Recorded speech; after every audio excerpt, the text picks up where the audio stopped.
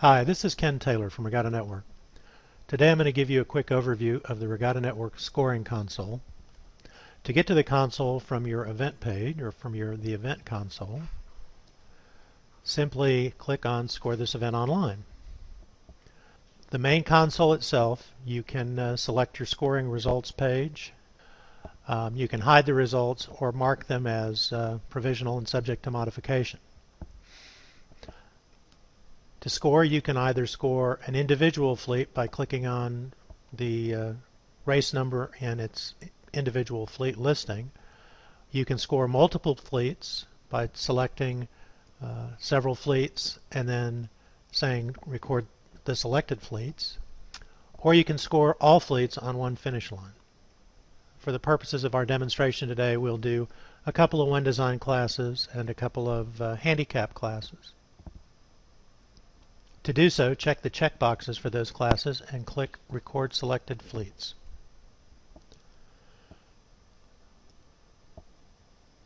From the scoring interface itself, you'll notice a couple of changes from previous versions. First of all, the current interface is the same interface you'd use whether you were using a laptop, a desktop, or a touch device like an iPad or a Nexus tablet. If you're using a phone, you can hide the menu down here at the bottom of the page, which will just minimize the top and bottom portion of the screen, so you've got just the scoring interface to work with. You can turn a proof sheet off and on for your event. We'll go ahead and turn it on for this event. We've also added two options here. You can save scores and save scores in advance. If you save scores, it keeps you on the same race. If you save scores in advance, it will advance you to the next race. So you may want to use save scores if you're in a situation where you're not certain of your internet connection, or you are scoring a particularly big race and you don't want to run the risk of losing your work. One of the other things that's new with the current version is you can resize the participants not scored box to show all participants, or you can just size it to show a few participants. And the same thing happens with the scored pane over here. So basically the methodology is to move entrants from the participants not yet scored side of the page to the scored side of the page. Before you begin scoring, particularly with a handicap fleet, you need to make sure you add a start time and a distance for each fleet. And if you're doing time on time, add your A and B factors. If you have any question about A and B factors, there's more information here that'll take you to the time on time page at US Sailing so that you can make a decision as to which factors to use. For this event, you can see I've added the start time and the distance for the One Design fleets as well. This information is not used in any calculations, but it is reported on the results page so that the competitors have it for their own information.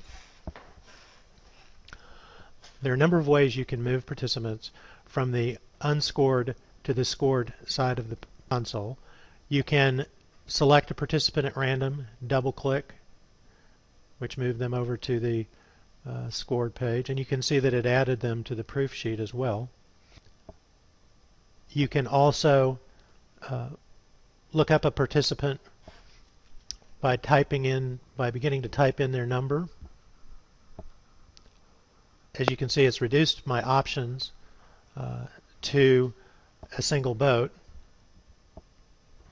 I can move selected by either clicking Move Selected. It's going to ask us for the finish time now. So we'll just put in 11:05:05 and hit OK. And it moves them to the pane. I'll scroll down so you can see that. So you can move them by either using the quick find or by just double clicking on them, finding them in your list. So 909.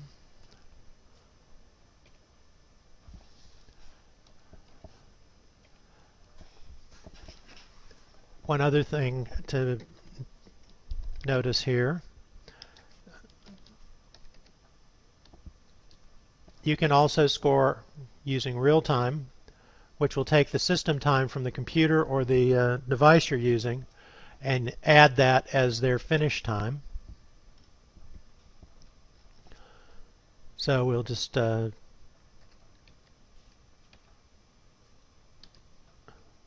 as you saw, it just picked up the time and moved them over.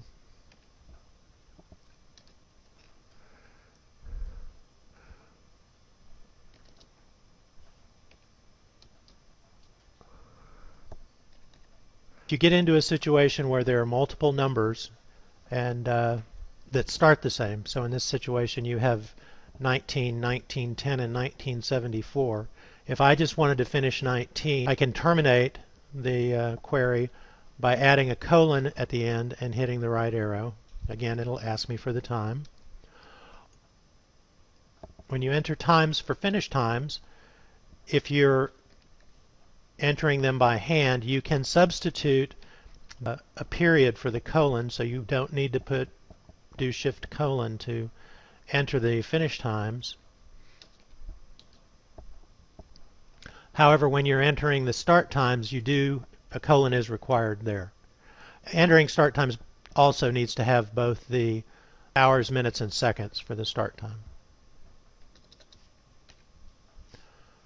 Rather than have you watch me record these scores all the way through, I'm going to pause this recording for a minute, and I'll be back in a moment with the finished scores, and we can talk about the proof sheet or previewing the scores and saving in advance. Okay, so I've scored all participants in this race. My options here are to save scores. When you save the scores, it automatically erases your proof sheet, or I can save in advance. Save in advance will move me to the next race in the series, and I can start scoring again. Now, if you'd like to see what the results look like, go back to the primary scoring page. You can preview the current results. So there's the results of the first race. If there's only one race, the corrected time will show on the primary table. Once you have more than one race, you'll need to click on the race number to see all the gory details of the corrected time, and the time behind, etc. As soon as you have scored and made the results public, they're also published on the event website. So as you can see, you can jump right over and view the results. Anyone can jump right over and view the results online.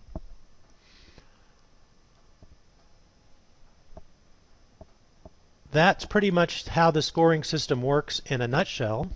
If you have any questions, please feel free to give me a call. The number here is 866-987-2638. Once again, this is Ken Taylor, and thank you for using Regatta Network.